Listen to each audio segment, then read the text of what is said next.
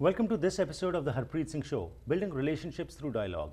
ਹਰ ਸ਼ਨੀਵਾਰ ਨੂੰ ਤੁਹਾਡਾ ਮੇਰਾ ਸਾਥ ਹੁੰਦਾ ਹੈ ਵਿਜ਼ਨ ਟੀਵੀ ਦੇ ਉੱਤੇ, ਜਿੱਥੇ ਕਿ ਅਹਿਮ ਮੁੱਦਿਆਂ ਉੱਤੇ ਤੁਹਾਡੇ ਨਾਲ ਵੱਖਰੇ ਪਰਸਪੈਕਟਿਵਸ ਲੈ ਕੇ ਹਾਜ਼ਰ ਹੁੰਦੇ ਆ।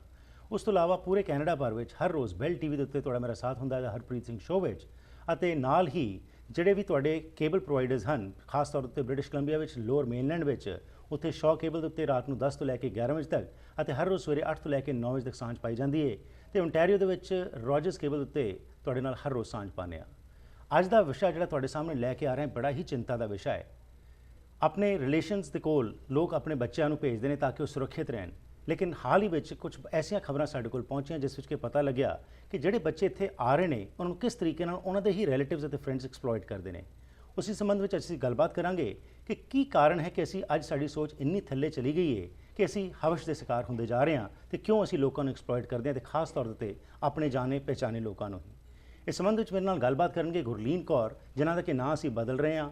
ਇਹ ਇੱਕ ਅੰਤਰਰਾਸ਼ਟਰੀ ਵਿਦਿਆਰਥੀ ਹਨ, ਇੱਥੇ ਲੋਅਰ ਮੇਨਲੈਂਡ ਵਿੱਚ ਪੜ੍ਹਨ ਆਏ ਹੋਏ ਨੇ। ਇਹਨਾਂ ਦੇ ਨਾਲ ਕਿਸ ਤਰੀਕੇ ਨਾਲ ਇਹਨਾਂ ਦੇ ਰਿਲੇਟਿਵਸ ਨੇ ਸਲੂਕ ਕੀਤਾ ਹੈ, ਅਤੇ ਨਾਲ ਹੀ ਮੇਰਾ ਸਾਥ ਦੇਣਗੇ ਨੈਵੀ ਗਿੱਲ, ਜਿਹੜੇ ਕਿ ਇੱਕ ਸੋਸ਼ਲ ਐਕਟਿਵਿਸਟ ਹਨ ਅਤੇ ਇੱਕ ਸਪਿਰਿਚੁਅਲਿਸਟ ਵੀ ਹਨ। ਆਓ ਸਵਾਗਤ ਕਰਦੇ ਹਾਂ ਆਪਣੇ ਮਹਿਮਾਨਾਂ ਦਾ। ਜੀ ਆਨੂ ਜੀ, ਵੈਲਕਮ ਟੂ ਦ ਪ੍ਰੋਗਰਾਮ।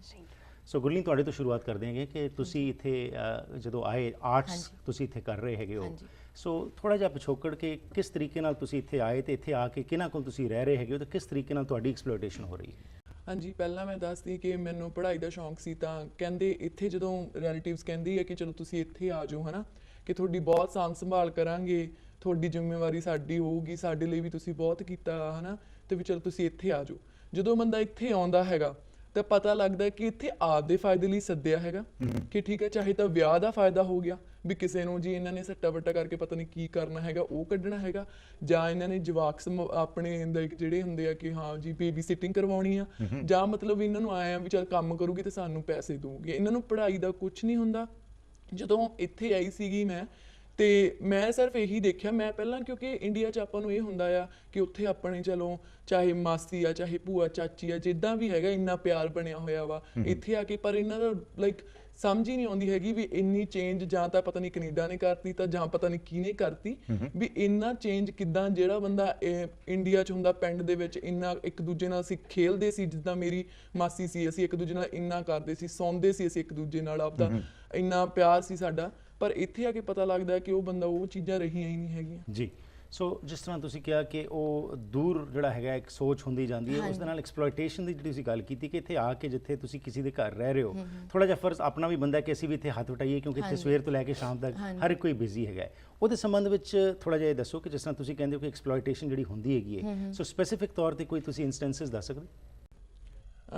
ਜਿੱਦਾਂ ਇਹ ਹੈ ਕਿ ਜਿੱਦਾਂ ਤੁਸੀਂ ਕਹਿੰਦੇ ਹੱਥ ਵਟਾਉਂਦੇ ਆ, ਪਰ ਇੱਦਾਂ ਹੀ ਆ ਜਿਹੜੇ ਵੀ ਕੋਈ ਮੁੰਡੇ ਕੁੜੀ ਆਉਂਦੇ ਆ ਉਹ ਜ਼ਰੂਰ ਆਪਣਾ ਬਿਲਕੁਲ ਮੈਂ ਆਪਣਾ ਐਕਸਪੀਰੀਅੰਸ ਦੱਸਦੀ ਹਾਂ। ਮੈਂ ਬਹੁਤ ਲਾਈਕ ਆਪਣਾ ਮੈਨੂੰ ਇਹ ਸੀਗਾ ਵੀ ਚਲੋ ਉਹਨਾਂ ਦੀ ਵੀ ਜ਼ਿੰਮੇਵਾਰੀ ਹੈਗੀ ਤਾਂ ਕੁਛ ਸਾਡੀ ਵੀ ਰਿਸਪੌਂਸਿਬਿਲਿਟੀ ਬਣਦੀ ਆ ਉਹਨਾਂ ਨਾਲ ਕੰਮ ਕਰਨ ਦੀ। ਬਟ ਇਹ ਆ ਜਦੋਂ ਮੈਂ ਕਰਦੀ ਸੀਗੀ, ਮੇਰੀ ਇੰਜੀਨੀਅਰਿੰਗ ਦੀ ਪੜ੍ਹਾਈ ਸੀ ਪਹਿਲਾਂ, ਪਰ ਹੁਣ ਮੈਂ ਚੇਂਜ ਕੀਤੀ ਹੈ, ਪਹਿਲਾਂ ਇੰਜੀਨੀਅਰਿੰਗ ਦੀ ਪੜ੍ਹਾਈ ਸੀ, ਅਤੇ ਉਸ ਤੋਂ ਬਾਅਦ ਪਹਿਲਾਂ ਕਿਉਂਕਿ 9 ਤੋਂ 5 ਲੈ ਕੇ ਬਸ ਹੁੰਦੀਆਂ ਸੀ ਕਲਾਸਿਸ ਹੁੰਦੀਆਂ ਸੀ, ਪਰ ਇਹਨਾਂ ਯਾਰ ਕਿ ਉਸ ਤੋਂ ਬਾਅਦ ਮੈਂ ਆਪਦਾ ਕੰਮ ਕਰਨਾ, ਫਿਰ ਜਵਾਕ ਸਾਹਮਣੇ, ਫਿਰ ਮੇਰੀ ਮਾਸੀ ਨੇ ਕੰਮ 'ਤੇ ਜਾਣਾ, ਫਿਰ ਰਾਤ ਭਰ ਬੈਠੇ ਰਹਿਣਾ, ਨਾ ਮੈਨੂੰ ਪੜ੍ਹਾਈ ਦਾ ਟਾਈਮ ਲੱਗਣਾ ਨਾ ਕੁਛ ਹੋਰ। ਫਿਰ ਆ ਕੇ ਜੇ ਕਿਤੇ ਕੰਮ ਨਹੀਂ ਹੋ ਜਾਂਦਾ ਸੀ, ਜੀ ਕੰਮ ਨਹੀਂ ਕਰਦੇ ਤੁਸੀਂ, ਸਾਨੂੰ ਰੋਟੀ ਲਾ ਕੇ ਦਿਓ, ਆਹ ਕਰਕੇ ਦਿਓ, ਤੁਸੀਂ ਇੱਥੇ ਆਏ ਹੋ, ਇਹ ਮਤਲਬ ਬੰਦੇ ਨੂੰ 4 ਮਹੀਨੇ ਤੱਕ ਪਤਾ ਲੱਗ ਹੀ ਜਾਂਦਾ ਵੀ ਇਹ ਅਸਲੀ ਚਾਹੁੰਦੇ ਕੀ ਆ ਤੇ ਕਾਹਦੇ ਲਈ ਇੱਥੇ ਸੱਦਿਆ। ਓਕੇ, ਹੋਰ ਗੱਲਬਾਤ ਕਰਦੇ ਹਾਂ। ਨੈਵੀ, ਜਿਸ ਤਰ੍ਹਾਂ ਹੋਰ ਵੀ ਬਹੁਤ ਸਾਰੇ ਕੇਸਿਸ ਆਏ ਜਿਹਦੇ ਨਾਲ ਤੁਹਾਡੇ ਨਾਲ ਜਦੋਂ ਗੱਲਬਾਤ ਹੋਈ ਸੀ ਕਿ ਸੈਕਸ਼ੁਅਲੀ ਆਲਸੋ ਬਹੁਤ ਸਾਰੇ ਬੱਚਿਆਂ ਨੂੰ ਐਕਸਪਲੋਇਟ ਕੀਤਾ ਜਾਂਦਾ ਹੈ, ਜਿਨ੍ਹਾਂ ਨੂੰ ਇੱਥੇ ਬੁਲਾਇਆ ਜਾਂਦਾ ਹੈਗਾ,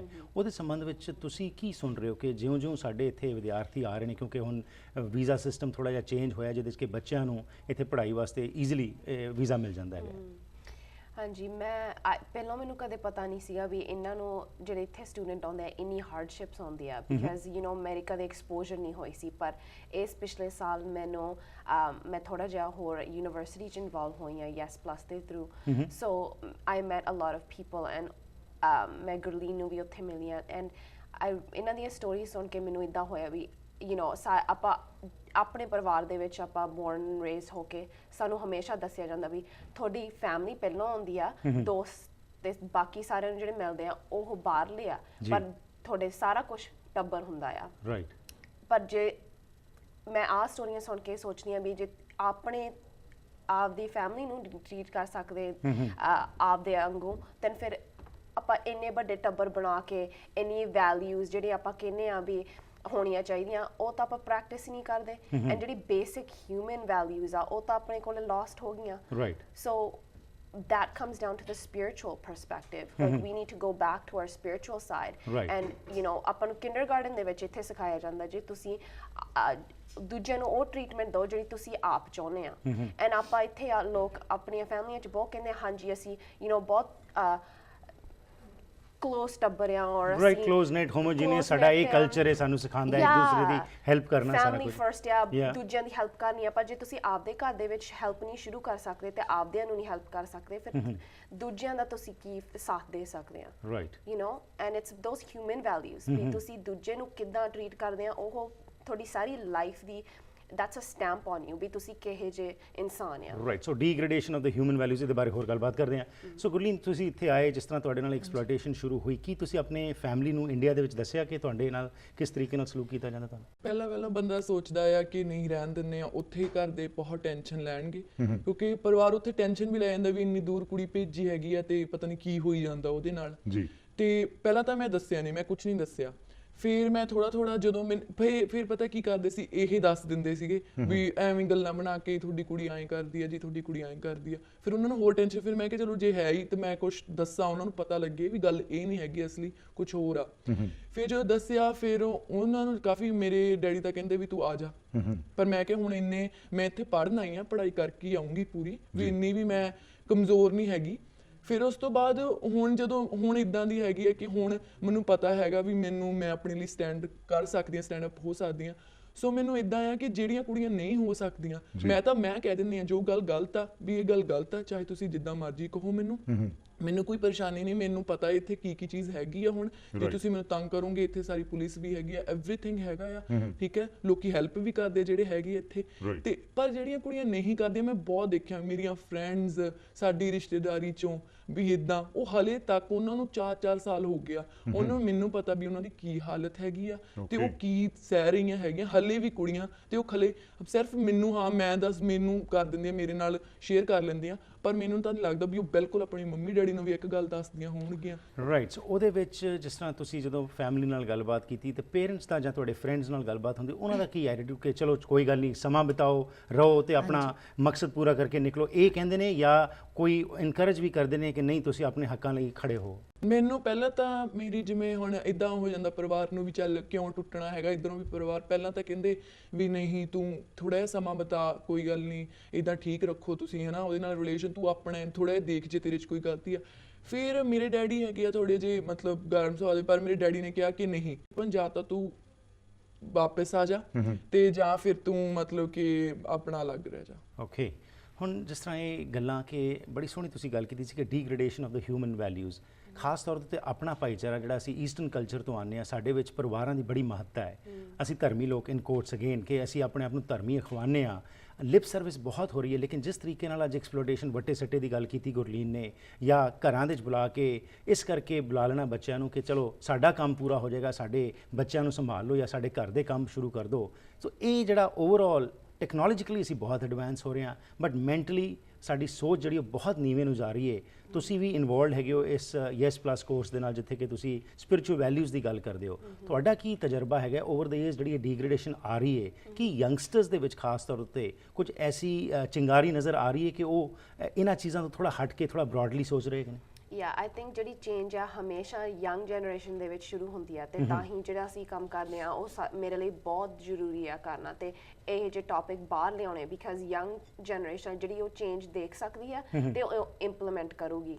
ਸੋ ਜਿਹੜੇ ਮੈਂ ਜਿਨ੍ਹਾਂ ਨੂੰ ਮਿਲੀ ਆ ਸਕੂਲ ਦੇ ਥਰੂ ਔਰ ਪ੍ਰੋਗਰਾਮਸ ਦੇ ਥਰੂ, ਤੇ ਜਿਨ੍ਹਾਂ ਨੂੰ ਲਾਈਕ ਇਹ ਐਕਸਪੀਰੀਅੰਸ ਹੈਗੇ ਆ ਗੁਰਲੀਨ ਵਾਂਗੂ, they are ready to step up and speak out, and ਉਹ ਬਹੁਤ ਜ਼ਰੂਰੀ ਆ। ਜਿਹੜੇ ਸਫਰਿੰਗ ਇਨ ਸਾਇਲੈਂਸ ਆ ਉਹ ਕਿਸੇ ਦੀ ਹੈਲਪ ਨਹੀਂ ਕਰੂਗੀ। Right. And it's time that ਜਿਹੜੇ ਉਹ ਫੈਮਿਲੀ ਮੈਂਬਰਸ ਇਹ ਟ੍ਰੀਟਮੈਂਟ ਦਿੰਦੇ ਆ ਉਹਨਾਂ ਨੂੰ ਵੀ ਪਤਾ ਹੋਣਾ ਚਾਹੀਦਾ ਵੀ ਸਾਨੂੰ ਪਤਾ ਆ Right. ਤੇ ਸੋਸਾਇਟੀ ਨੂੰ ਵੀ ਪਤਾ ਹੋਣਾ ਚਾਹੀਦਾ ਵੀ ਤੁਸੀਂ ਇਹ ਜਿਹੇ ਐਟੀਟਿਊਡਾਂ ਬਿਹਾਈਂਡ ਕਲੋਜ਼ਡ ਡੋਰਸ ਤੁਸੀਂ ਇਹ ਟ੍ਰੀਟਮੈਂਟ ਦਿੰਦੇ ਆ ਆਪਦੇ ਫੈਮਿਲੀ ਮੈਂਬਰਸ ਨੂੰ ਤੇ ਬਾਹਰ ਜਾ ਕੇ ਆਪਾਂ ਜਿੱਦਾਂ ਪਾਰਟੀਜ਼ ਤੇ ਜਾਂਦੇ ਆ ਕਿਤੇ ਵੀ ਜਾਂਦੇ ਆ ਯੂ ਥਿੰਕ ਓ ਇੰਨਾ ਸੋਹਣਾ ਪਰਿਵਾਰ ਆ ਯੂ ਨੋ ਦੇਰ so happy and together but that's all the realness of that, how you treat somebody Right. when nobody's looking. That's right. what matters. Of course, the foundation is crumbling, and as you very rightly said, it doesn't matter how you are projecting yourself in the society, but how you are reacting and treating your own people in your home inside. Yeah. That is what it matters. Yes. So, Gurleen ਇਹਦੇ 'ਚ ਹੁਣ ਜਿਸ ਤਰ੍ਹਾਂ ਤੁਸੀਂ ਦੱਸਿਆ ਕਿ ਤੁਹਾਡੇ ਹੋਰ ਵੀ ਦੋਸਤ ਹੈਗੇ ਨੇ ਜਿਨ੍ਹਾਂ ਨਾਲ ਇਹੋ ਜਿਹੀ ਹੀ ਟ੍ਰੀਟਮੈਂਟਸ ਚੱਲ ਰਹੀਆਂ ਹੈਗੀਆਂ ਨੇ, ਸੋ ਕੀ ਤੁਸੀਂ ਕਦੀ ਸੋਚਿਆ ਹੈਗਾ ਕਿ ਜਿਸ ਤਰ੍ਹਾਂ ਪਹਿਲੀ ਗੱਲ ਤਾਂ ਤੁਹਾਨੂੰ ਮੁਬਾਰਕਬਾਦ ਕਿ ਤੁਸੀਂ ਇਨੀਸ਼ੀਏਟਿਵ ਲੈ ਕੇ ਮੀਡੀਆ ਵਿੱਚ ਆ ਕੇ ਗੱਲਬਾਤ ਖੁੱਲ੍ਹੇਆਮ ਕਰ ਰਹੇ ਹੋ, ਪਰ ਜਿਸ ਤਰੀਕੇ ਨਾਲ ਇਹ ਚੱਲ ਰਹੀ ਹੈ ਗੱਲਬਾਤ ਤੇ ਤੁਹਾਡੀ ਫਰੈਂਡਸ ਵੀ, ਕਿ ਤੁਸੀਂ ਉਹਨਾਂ ਨੂੰ ਵੀ ਇੰਪਾਵਰ ਕਰਦੇ ਹੋ ਕਿ ਨਹੀਂ ਆਪਣੇ ਹੱਕਾਂ ਲਈ ਖਲੋਵੋ ਤੇ ਵੱਧ ਤੋਂ ਵੱਧ ਕੀ ਹੋਏਗਾ ਕਹਿ ਦੇਣਗੇ ਕਿ ਚਲੇ ਜਾਓ, ਉਹਦੇ ਵਿੱਚ ਤੁਸੀਂ ਕੀ ਸਮਝਦੇ ਹੈਗੇ ਹੋ ਕਿ ਤੁਹਾਡੀਆਂ ਕਿਹੜੀਆਂ ਮਜਬੂਰੀਆਂ ਨੇ ਜਿਹਦੇ ਕਾਰਨ ਤੁਸੀਂ ਪਰਿਵਾਰਾਂ ਦੇ ਕੋਲ ਜਿੱਥੇ ਇੱਥੇ ਆਏ ਉੱਥੇ ਹੀ ਅੜੇ ਰਹਿੰਦੇ ਹੈਗੇ ਹੋ, ਬਾਹਰ ਨਹੀਂ ਨਿਕਲ ਸਕਦੇ ਹੈਗੇ?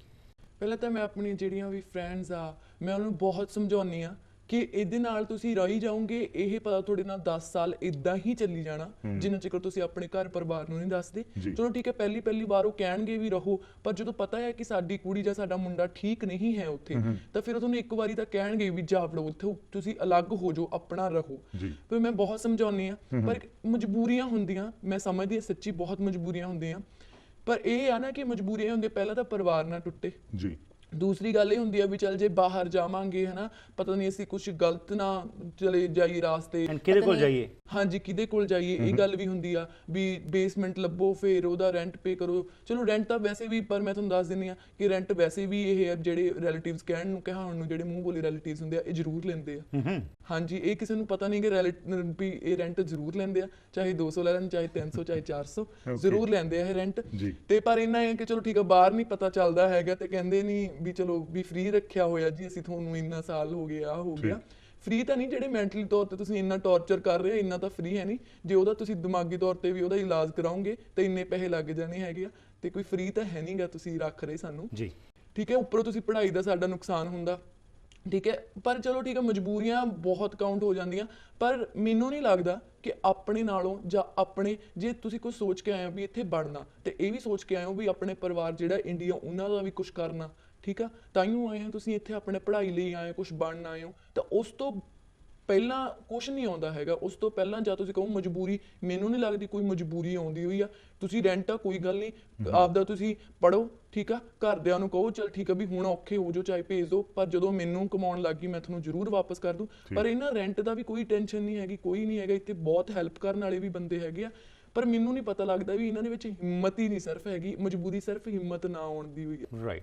ਸੋ ਜਿਸ ਤਰ੍ਹਾਂ ਇਹ ਤਾਂ ਹੋ ਗਿਆ ਘਰਾਂ 'ਚ ਕੰਮ ਕਰਵਾਉਣਾ ਜਾਂ ਹੋਰ ਤੁਹਾਡੇ ਨੂੰ ਇੱਕ ਤਰ੍ਹਾਂ ਦਾ ਬਰਡਨ ਸਮਝ ਕੇ ਭਾਵੇਂ ਉੱਥੇ ਇਹ ਸ਼ੋਅ ਕਰਨਾ ਕਿ ਤੁਸੀਂ ਸਾਡੇ ਬੜੇ ਵੈਲਕਮਡ ਗੈਸਟ ਹੋ, ਲੇਕਿਨ ਐਜ਼ ਅ ਬਰਡਨ ਟਰੀਟ ਕਰਨਾ। ਪਰ ਦੂਸਰੇ ਤੌਰ ਦੇ ਉੱਤੇ ਜਿਸ ਤਰ੍ਹਾਂ ਹੋਰ ਬਹੁਤ ਸਾਰੀਆਂ ਰਿਪੋਰਟਸ ਆਉਂਦੀਆਂ ਕਿ ਸੈਕਸ਼ੂਅਲੀ ਵੀ ਐਕਸਪਲੋਇਟ ਕੀਤਾ ਜਾਂਦਾ ਹੈਗਾ, ਉਸ ਸੰਬੰਧ ਵਿੱਚ ਵੀ ਕੀ ਤੁਹਾਡੇ ਦੋਸਤਾਂ ਨਾਲ ਤੁਹਾਡੀ ਜਿਹੜੀ ਗੱਲਬਾਤ ਹੋਈ, ਕਦੀ ਕੋਈ ਇਹੋ ਜਿਹੀ ਵੀ ਕੇਸਿਸ ਤੁਹਾਡੇ ਸਾਹਮਣੇ? ਹਾਂਜੀ, ਇੱਕ ਮੇਰੀ ਫਰੈਂਡ ਹੈਗੀ ਆ, ਤੇ ਉਹਨੂੰ ਇਦਾਂ ਸੀਗਾ ਵੀ ਪਹਿਲਾਂ ਪਰ ਉਹ ਰਹਿ ਲਈ, ਜਿਵੇਂ ਬਾਅਦ ਚੋਂ ਪਹਿਲਾਂ 6 ਮਹੀਨੇ ਇਕੱਠੀ ਰਹੀ, ਫਿਰ ਜਦੋਂ ਤੰਗ ਕਰਨ ਲੱਗ ਗਏ ਫਿਰ ਉਹਨੂੰ ਰੱਖ ਕਿਤੇ ਹੋਰ ਬੇਸਮੈਂਟ ਲੱਭਤੀ। ਪਰ ਬੇਸਮੈਂਟ ਇਹ ਸੀਗੀ ਚਲੋ ਵੀ ਉਹਨਾਂ ਨੂੰ ਪਤਾ ਸੀਗਾ, ਉਹਨਾਂ ਕੋਲ ਚਾਬੀ ਵੀ ਸੀਗੀ, ਆ ਜਾਂਦੇ ਸੀਗੇ।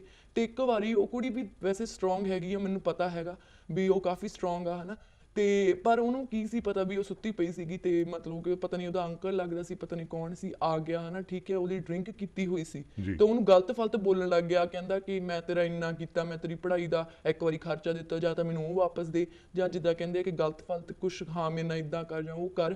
ਪਰ ਉਹ ਕੁੜੀ ਫਿਰ ਉਹਨੇ ਆਪਣੇ ਘਰ ਨੂੰ ਵੀ ਦੱਸਿਆ, ਮੈਨੂੰ ਵੀ ਫੋਨ ਕੀਤਾ, ਮੈਂ ਵੀ ਗਈ ਸੀ ਉਦੋਂ ਉੱਥੇ, ਫਿਰ ਮੁੜ ਕੇ ਮਤਲਬ ਮੁੱਕਰ ਗਿਆ, ਕਹਿੰਦਾ ਨਹੀਂ ਇਹੀ ਕੁੜੀ ਏਡੀ ਖਰਾਬ ਆ ਜਾਂ ਆਏ ਆ। ਸੋ ਬਲੇਮ ਜਿਹੜਾ ਕੁੜੀ ਤੇ ਹੀ ਆ ਜਾਂਦਾ ਹੈ। ਹੁਣ ਇਹ ਗੱਲ ਜਿਹੜੀ ਹੈਗੀ ਇੱਕ ਬੜੀ ਵੱਡੀ ਇੱਕ ਚਿੰਤਾ ਦਾ ਵਿਸ਼ਾ ਹੈਗਾ, ਕਿਉਂਕਿ ਇੱਥੇ ਹੋਰ ਵੀ ਰਿਪੋਰਟਸ ਆਈਆਂ ਕਿ ਬਹੁਤ ਸਾਰੇ ਲੋਕਾਂ ਨੇ ਇੱਥੇ ਜਦੋਂ ਸਿਸਟਮ ਨੂੰ ਕੀਤਾ ਗਿਆ ਸੀ ਓਪਨ ਨੈਨੀਜ਼ ਵਾਸਤੇ, ਉਹਨਾਂ ਨੂੰ ਇੱਥੇ ਬੁਲਾਇਆ, ਉਹਨਾਂ 'ਚ ਵੀ ਬਹੁਤ ਸਾਰੇ ਐਸੇ ਕੇਸਿਸ ਹੈ ਜਿਨ੍ਹਾਂ ਨੂੰ ਕੋਈ ਸੈਕਸ਼ੂਅਲੀ ਐਕਸਪਲੋਇਟ ਕੀਤਾ ਗਿਆ। ਐਂਡ ਅਗੇਨ ਸਾਡੇ ਕੋਲ ਇਹ ਵੀ ਰਿਪੋਰਟਸ ਪਹੁੰਚੀਆਂ ਕਿ ਕਾਫੀ ਸਾਰੀਆਂ ਲੜਕੀਆਂ ਉਹਦੇ ਵਿੱਚੋਂ even they had to go into prostitution also, ਇਹੋ ਜਿਹੇ ਵੀ ਕੇਸਿਸ ਆਏ। So what do you think all about this, ਕਿ ਇਹਦੇ ਵਾਸਤੇ ਕੀ ਕਰਨ ਦੀ ਲੋੜ ਹੈ, ਕਿਸ ਤਰੀਕੇ ਨਾਲ ਇੱਕ ਐਸੀ ਅਵੇਅਰਨੈਸ ਵਧੇ ਕਿ at least our own relatives are safe in their own homes? I think ਪਹਿਲੀ ਗੱਲ ਆ ਅਵੇਅਰਨੈਸ ਦੀ ਵੀ ਆਪਾਂ ਨੂੰ ਗੱਲ ਜਿਹੜੀ ਆਪਾਂ ਗੱਲਬਾਤ ਕਰਦੇ ਆ, ਐਂਡ ਆਈ ਕਮੈਂਡ ਯੂ ਵੀ ਤੁਸੀਂ ਇਹ ਟੌਪਿਕ ਲੋਕਾਂ ਦੇ ਲਿਵਿੰਗ ਰੂਮਸ 'ਚ ਲੈ ਕੇ ਜਾਂਦੇ ਆ, ਉਹਨਾਂ ਦੇ ਸਾਹਮਣੇ ਵੀ ਇਹ ਸਾਰਿਆਂ ਨਾਲ ਹੁੰਦਾ ਆ। ਜੀ। ਐਂਡ ਜੇ ਆਪਾਂ ਇੱਕ ਦੂਜੇ ਨਾਲ ਗੱਲਬਾਤ ਨਹੀਂ ਕਰਦੇ ਤੇ ਆਪਾਂ ਕਮਿਊਨਿਟੀ ਦੇ ਤੌਰ ਤੇ ਸੋਲੂਸ਼ਨ ਨਹੀਂ ਲਿਆਉਂਦੇ, ਇਹ ਪ੍ਰੋਬਲਮਸ ਕਦੇ ਨਹੀਂ ਫਿਕਸ ਹੋਣਗੀਆਂ ਲਾਈਕ ਐਨੀਥਿੰਗ ਐਲਸ। ਜੀ। And talking about it is the first step.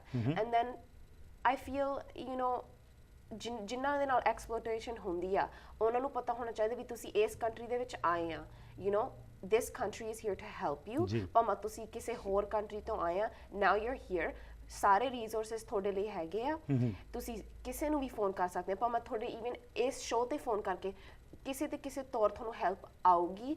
ਬਸ ਤੁਸੀਂ ਪਹਿਲਾ ਸਟੈਪ ਲਓ ਵੀ ਤੁਹਾਨੂੰ ਸਫਰਿੰਗ ਸਾਇਲੈਂਸ ਦੇ ਵਿੱਚ ਲੋੜ ਨਹੀਂ ਹੈਗੀ, ਤਾਂ ਹੀ ਤੁਸੀਂ ਇੱਥੇ ਆਏ ਆ ਜੀ, you know, and take that step, be strong, because ਜਿੱਦਾਂ ਗੁਰਲੀਨ ਹੁਣ ਆਇਆ, ਕੋਈ ਵੀ ਇਹ ਸ਼ੋਅ ਦੇਖੂਗਾ ਜਿਨ੍ਹਾਂ ਨੂੰ ਨਹੀਂ ਇਹ ਸੋਚ ਆਈ ਸੀ ਵੀ ਮੇਰੇ ਕੋਲੇ ਉਹ ਸਟੈਪਸ ਮੈਂ ਲੈ ਸਕਦੀ ਹਾਂ ਔਰ ਸਕਦਾ, ਉਹਨਾਂ ਨੂੰ ਇਹ ਆਊਗਾ ਇਹ ਸ਼ੋਅ ਦੇਖ ਕੇ ਵੀ ਆ ਵੀ ਕੁੜੀ ਇੱਦਾਂ ਇਹਦੇ ਵਿੱਚ ਗਈ ਆ ਤੇ ਹੁਣ ਇਹ ਆਪਦੇ ਆਪ ਖੜੀ ਆ, ਰਾਈਟ, ਉਹ ਵੀ ਦੇਖ ਕੇ ਉਹਨਾਂ ਨੂੰ ਹੋਊਗਾ। So that's the first step, is just knowing that help is there, please take the help, ਯਾ ਕਮ ਫੋਰਵਰਡ, ਐਂਡ ਤੁਸੀਂ ਆਪਦੇ ਆਪ ਸਟਰੋਂਗ ਬਣ ਕੇ ਦੂਜਿਆਂ ਦੀ ਵੀ ਆਪਦੀ ਸੋਸਾਇਟੀ ਦੇ ਵਿੱਚ ਹੈਲਪ ਕਰ ਸਕਦੇ ਆ।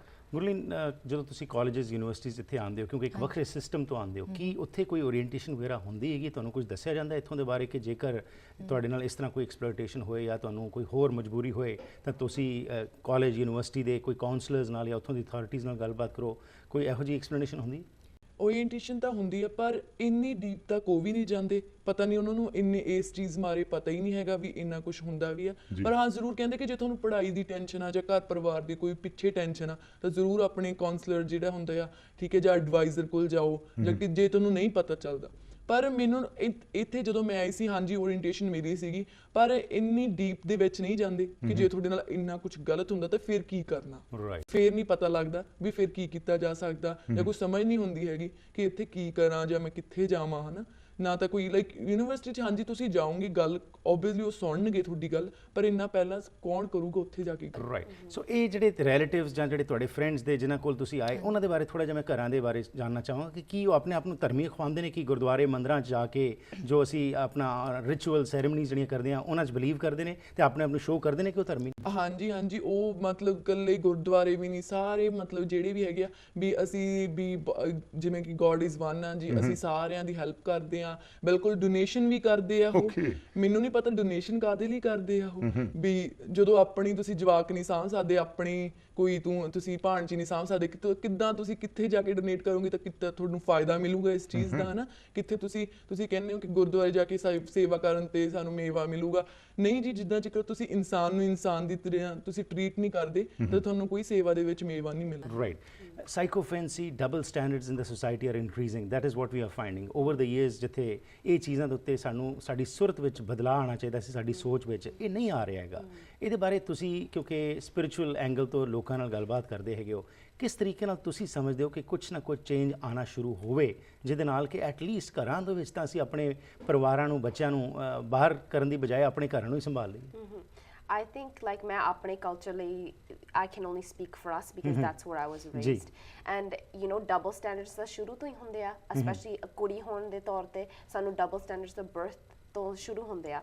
And I think first step again, I always think communication is the first step, and talking to your family members about the problems that you face, and showing that you know ਕਈ ਵਾਰੀ ਜਿਹੜੇ problems ਲਿਆਉਣ ਵਾਲੇ ਆ ਉਹ ਵੀ ignorance ਦੇ ਵਿੱਚ ਰਹਿੰਦੇ ਆ, ਉਹ ਨਹੀਂ ਸੋਚਦੇ ਵੀ ਅਸੀਂ ਕੋਈ ਗਲਤ ਕਰਦੇ ਆ, ਬਿਕਾਜ਼ ਉਹ ਸੋਸਾਇਟੀ ਦਾ ਉਹਨਾਂ ਦਾ ਨੋਰਮ ਬਣ ਜਾਂਦਾ ਆ ਵੀ ਸਾਰੇ ਪਾਸੇ ਹਾਂਜੀ ਚੱਲ ਗੁਆਂਢੀ ਵੀ ਇੱਦਾਂ, ਉਹਨਾਂ ਦੇ ਜਿਹੜੇ ਘਰੇ ਰਹਿੰਦੇ ਆ ਉਹ ਵੀ ਇੱਦਾਂ ਟਰੀਟ ਕਰਦੇ ਆ, ਸੋ ਇਹ ਚੱਲੀ ਜਾਂਦਾ ਆ। ਸੋ ਇਹ ਸੋਚ ਜਿਹੜੀ ਆ ਵੀ ਕੋਈ ਨਾ ਕੰਮ ਚੱਲੀ ਜਾਊਗਾ, ਉਹ ਆਪਾਂ ਇੱਥੇ ਖਤਮ ਕਰਨਾ ਚਾਹੀਦਾ ਆ। ਠੀਕ। ਤੇ ਇੱਕ ਦੂਜੇ ਦੀ ਸਾਥ ਦੇਣਾ ਚਾਹੀਦਾ। ਜੇ ਕੋਈ ਸਾਹਮਣੇ ਆਉਂਦਾ ਆ ਜਿਹੜੀ ਯੂ ਨੋ ਹਾਰਡਸ਼ਿਪਸ ਉਹਨਾਂ ਨੇ ਫੇਸ ਕੀਤੀ ਆ, ਇਹ ਨਹੀਂ ਹੈਗਾ ਵੀ ਉਹਨਾਂ ਤੇ ਬਲੇਮ ਲਾਓ। ਪਹਿਲੀ ਗੱਲ ਆ ਆਪਣੀ ਸੋਸਾਇਟੀ ਤੇ ਦੂਜੇ ਤੇ ਬਲੇਮ ਲਾਉਣਾ ਆਪਾਂ ਬਹੁਤ ਛੇਤੀ ਕਰਦੇ ਆ। ਨੋ, ਆਪਦੇ ਆਪ ਪਹਿਲਾਂ ਅੰਦਰ ਦੇਖੋ ਤੇ ਅਗੇਨ ਆਲ ਸੇ ਜਿੱਦਾਂ ਤੁਸੀਂ ਚਾਹੁੰਦੇ ਆ ਲੋਕ ਤੁਹਾਨੂੰ ਟਰੀਟ ਕਰਨ, ਉਦਾਂ ਦੂਜਿਆਂ ਦੇ ਨਾਲ ਕਰੋ। ਯੂ ਨੋ ਪਹਿਲੀ ਗੱਲ ਆ ਇਹ ਸੋਚੋ ਵੀ ਸਾਰਿਆਂ ਨੂੰ ਆਪ ਦਾ ਸਮਝੋ, ਭਾਵੇਂ ਗੁਆਂਢੀ ਹੋਵੇ ਭਾਵੇਂ ਸਟ੍ਰੇਂਜਰ ਹੋਵੇ, ਆਪ ਦਾ ਸਮਝ ਕੇ ਉਹਨਾਂ ਦੇ ਨਾਲ ਗੱਲਬਾਤ ਕਰੋ, ਉਹਦੇ ਨਾਲ ਉਹ ਟਰੀਟਮੈਂਟ ਦਿਓ। ਠੀਕ। and belongingness is what brings that togetherness. Thank you. So ਅਖੀਰ ਵਿੱਚ ਗੁਰਲੀਨ, ਤੁਸੀਂ ਇਹ ਸਾਰਾ ਜੋ ਕੁਝ ਜਿਸ ਵਿੱਚੋਂ ਆਪ ਹੰਡਿਆ ਹੈ ਸਭ ਕੁਝ ਦੇਖ ਰਹੇ ਹੋ, ਤੇ ਆ ਕੇ ਤੁਸੀਂ ਕੋਈ ਮੈਸੇਜ ਦੇਣਾ ਚਾਹੁੰਦੇ ਹੋ ਕਮਿਊਨਿਟੀ ਨੂੰ, ਕੀ ਅਖੀਰ ਵਿੱਚ ਕਹਿਣਾ ਚਾਹੋਗੇ, ਖਾਸ ਤੌਰ ਤੇ ਉਹ ਜਿਹੜੇ ਪੜ੍ਹਨ ਵਾਸਤੇ ਇੱਥੇ ਆ ਰਹੇ ਨੇ ਬੱਚੇ, ਤੇ ਨਾਲ ਜਿਨ੍ਹਾਂ ਦੇ ਕੋਲ ਉਹ ਆ ਕੇ ਇੱਥੇ ਰਹਿੰਦੇ ਹੈਗੇ ਨੇ? ਮੇਰਾ ਸਿਰਫ ਮੈਸੇਜ ਇਹੀ ਆ ਕਿ ਆਪਣੇ ਵਿੱਚ ਹਿੰਮਤ ਲੈ ਕੇ ਆਓ। ਤੁਹਾਡੀ ਜੇ ਤੁਸੀਂ ਆਪਣੀ ਆਪ ਦੀ ਹੈਲਪ ਕਰੋਗੇ ਤਾਂ ਸਾਰੀ ਹੈਲਪ ਕਰਨਗੇ, ਤੁਹਾਡੀ ਰੱਬ ਵੀ ਹੈਲਪ ਕਰੂਗਾ, ਪਰ ਆਪਣੇ ਆਪ ਦੇ ਵਿੱਚ ਲੈ ਕੇ ਆਓ। ਆਪਣਾ ਸੈਲਫ ਕੌਨਫੀਡੈਂਸ ਕਦੇ ਲੂਜ਼ ਨਾ ਕਰੋ। ਤੁਸੀਂ ਇਹ ਸਮਝੋ ਕਿ ਤੁਸੀਂ ਬਹੁਤ ਇੰਪੋਰਟੈਂਟ ਹੋ, ਤੁਸੀਂ ਇੱਥੇ ਕੰਟਰੀਬਿਊਟ ਕਰ ਸਕਦੇ ਹੋ, ਪੜ੍ਹਾਈ ਦੇ ਵਿੱਚ ਕਰ ਸਕਦੇ ਹੋ। ਜੇ ਤੁਸੀਂ ਪੜ੍ਹਾਈ ਕਰਨ ਆਏ ਹੋ ਤਾਂ ਆਪਦੀ ਪੜ੍ਹਾਈ ਵੱਲ ਧਿਆਨ ਦਿਓ, ਚੰਗੀ ਤਰ੍ਹਾਂ ਪੜ੍ਹਾਈ ਕਰੋ। ਤੁਹਾਡੇ ਸਾਹਮਣੇ ਬਹੁਤ ਓਪਰਚੁਨਿਟੀਜ਼ ਪਈਆਂ ਨੇ, ਪਰ ਇਹ ਆ ਤੁਸੀਂ ਇਹ ਜਿਹੜੀਆਂ ਪਿੱਛੇ ਵਾਲੀਆਂ ਗੱਲਾਂ ਹੈਗੀਆਂ, ਛੋਟੀਆਂ ਜਿਹੜੀਆਂ ਵੱਡੀਆਂ ਬਣ ਜਾਂਦੀਆਂ, ਜਿਵੇਂ ਰਿਲੇਟਿਵਸ ਤੰਗ ਕਰਦੇ ਆ, ਇਤਨਾ ਤੋਂ ਅੱਗੇ ਵਧੋ। ਤੁਸੀਂ ਜੇ ਗੱਲ ਗਲਤ ਆ ਕਹੋ ਉਹਨਾਂ ਨੂੰ ਵੀ ਇਦਾਂ ਤੁਸੀਂ ਕਰੋਗੇ, ਮੈਂ ਚੱਲੀ ਆ, ਚਾਹੇ ਮੇਰਾ ਘਰ ਬਰਬਾਦ ਜਿਹੜਾ ਕੋ ਮਰਜ਼ੀ ਸੋਚੀ ਜਾਵੇ, ਚਾਹੇ ਮੇਰਾ ਕੋਈ ਵੀ ਕੁਝ ਵੀ ਸੋਚੀ ਜਾਵੇ, ਮੈਂ ਨਹੀਂ ਸਹਿਣਾ ਹੈਗਾ। ਜੇ ਤੁਸੀਂ ਗਲਤ ਕਰਦੇ ਹੋ ਕੋਈ ਗੱਲ ਨਹੀਂ, ਅੱਜ ਨਹੀਂ ਪਤਾ ਚੱਲਦਾ, ਬਾਅਦ ਚ ਪਤਾ ਚੱਲ ਜੂ ਵੀ ਇਹ ਗਲਤ ਹੋ ਰਿਹਾ ਵਾ, ਠੀਕ ਆ, ਤੁਹਾਡੇ ਘਰਦਿਆਂ ਨੂੰ ਵੀ ਪਤਾ ਚੱਲੂਗਾ। ਪਰ ਇਹ ਨਾ ਤੁਸੀਂ ਸਹੋ ਨਾ, ਇਦਾਂ ਰਹਿਣਾ ਨਹੀਂ। ਤੁਸੀਂ 4 ਸਾਲ ਉਦਾਂ ਸਹੀ ਜਾਓਗੇ, 10 ਸਾਲ ਸਹੀ ਜਾਓਗੇ, 20 ਸਾਲ, ਉਸ ਤੋਂ ਬਾਅਦ ਤੁਸੀਂ ਮੈਂਟਲੀ ਤੌਰ ਤੇ ਆਪੇ ਹੀ ਪਾਗਲ ਹੋ ਜਾਣਾ ਹੈ। ਐਬਸੋਲੂਟਲੀ। ਤੁਹਾਡਾ ਬਹੁਤ ਬਹੁਤ ਧੰਨਵਾਦ। ਗੱਲਾਂ ਤਾਂ ਬਹੁਤ ਕਰਨੀਆਂ, ਲੇਕਿਨ ਸਮਾਂ ਨਹੀਂ ਅੱਗੇ ਦਿੰਦਾ। ਧੰਨਵਾਦ ਇੱਕ ਵਾਰ ਫਿਰ ਗੁਰਲੀਨ ਕਿ ਤੁਸੀਂ ਇਨੀਸ਼ੀਏਟਿਵ ਲੈ ਕੇ ਇਹ ਹਿੰਮਤ ਕਰਕੇ ਅੱਗੇ ਆਏ ਹੋ। ਆਸ ਕਰਦੇ ਹਾਂ ਕਿ ਤੁਹਾਡੇ ਇਸ ਠੋਸ ਕਦਮ ਨਾਲ ਹੋਰ ਬਹੁਤ ਸਾਰੇ ਜਿਹੜੇ ਸਾਡੇ ਨੌਜਵਾਨ ਨੇ ਉਹਨਾਂ ਨੂੰ ਬੈਨੀਫਿਟਸ ਮਿਲੇਗਾ, ਤੇ ਖਾਸ ਤੌਰ ਤੇ ਜਿਹੜੇ ਪਰਿਵਾਰ ਨੇ ਉਹ ਵੀ ਜ਼ਰੂਰ ਇਸ ਪਾਸੇ ਸੋਚਣਗੇ। Thank you very much for your time. ਅੱਜ ਦਾ ਵਿਸ਼ਾ ਜਿਹੜਾ ਲੈ ਕੇ ਆਏ ਤੁਹਾਡੇ ਸਾਹਮਣੇ, ਇਹ ਵਾਕਿਆ 'ਚ ਇੱਕ ਗੰਭੀਰ ਵਿਸ਼ਾ ਹੈ। ਇਸ ਵਾਸਤੇ ਸਾਨੂੰ ਸਾਰਿਆਂ ਨੂੰ ਸੁਚੇਤ ਹੋਣਾ ਪਏਗਾ, ਅਤੇ ਇਸ ਵਾਸਤੇ ਸ਼ੁਰੂਆਤ ਕਿੱਥੋਂ ਕੀਤੀ ਜਾਏ। ਜਿਸ ਤਰ੍ਹਾਂ ਅਸੀਂ ਹਮੇਸ਼ਾ ਹੀ ਕਹਿੰਦੇ ਆ ਕਿ ਇਸ ਪ੍ਰੋਗਰਾਮ ਦੇ ਵਿੱਚ ਉਹੀ ਇਸ਼ੂਜ਼ ਨੂੰ ਮੈਂ ਲੈ ਕੇ ਟੱਚ ਕਰਨਾ ਜਿਨ੍ਹਾਂ ਨਾਲ ਕਿ ਜਿਹਦੀ ਰੈਲੇਵੈਂਸ ਅੱਜ ਸਾਡੇ ਸਮਾਜ ਵਿੱਚ, ਸਾਡੇ ਰੋਜ਼ਮਰਾ ਜ਼ਿੰਦਗੀ 'ਚ ਹੈ।